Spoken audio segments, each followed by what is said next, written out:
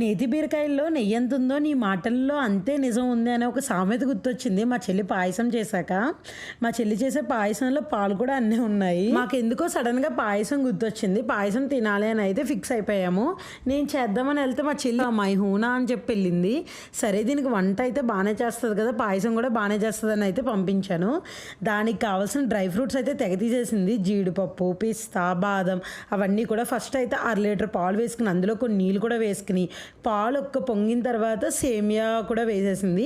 అవి బాగా ఉడికిన తర్వాత జీడిపప్పు, బాదం, పిస్తా పౌడర్ కూడా చేసేసింది కొంచెం. నేను ఇదైతే చూడడం ఫస్ట్ టైం. ఇంకా మిగిలిన డ్రై ఫ్రూట్స్ అయితే నెయ్యి వేసి అందులో ఫ్రై చేసింది. ఫ్రై చేసినవి తీసుకొచ్చి సేమియాలో వేసింది.